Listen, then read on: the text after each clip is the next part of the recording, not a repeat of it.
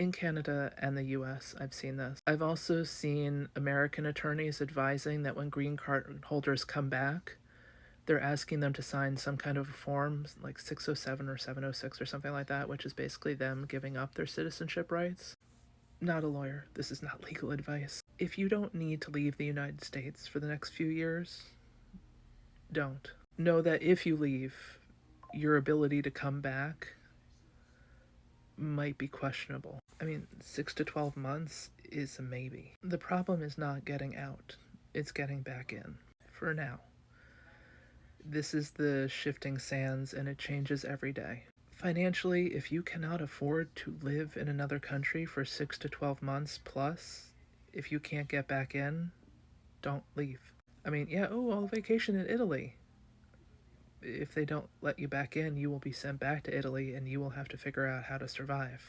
I'm not trying to tell you how to spend your time, money, energy, but have an immigration attorney. Call one, pay the fee, talk to them about your specific situation, and really ask them, like, best advice. At the very least, have their number as part of the stuff you bring with you. Like, tape it on the inside of your passport, write it on your hand. It will work in your favor if detained to be able to, like, call somebody. It feels so fucked up to have to say any of this.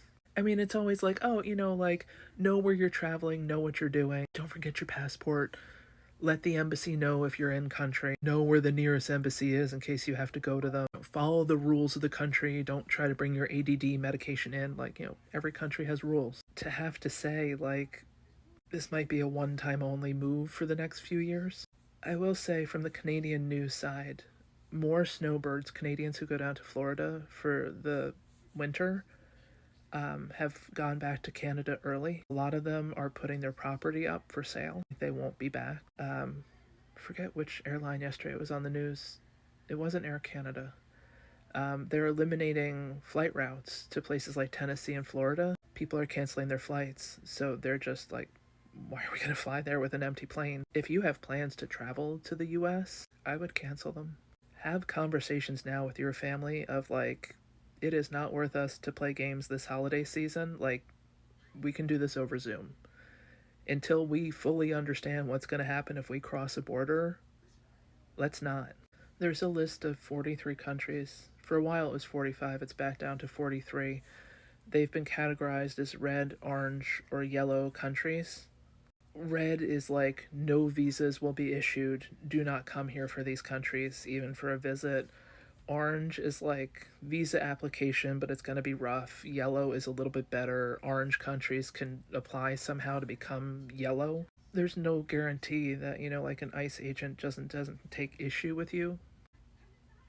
If you don't have to travel, don't. If you're going to travel, be very prepared for what might come. European news is advising people not to travel to the US. I mean, human rights violations alone, but there are travel advisories. Might we suggest Mexico instead, kind of stuff. There are a lot of people who don't even want their layover to land into the US. They're trying to rebook their flights so they would land in Canada or Mexico and then continue on. My true hope is that when the tourism industry dries up, corporations will put pressure on Trump to fix this shit, because I don't think they realize, like, how much of New York operates on tourist dollars. Disney's gonna be big mad with the number of people that aren't gonna go to Disney. But it's actually being advised to not travel to the United States right now. Not because of COVID or anything, but because it's, like, considered unsafe. It's a really weird place to be right now.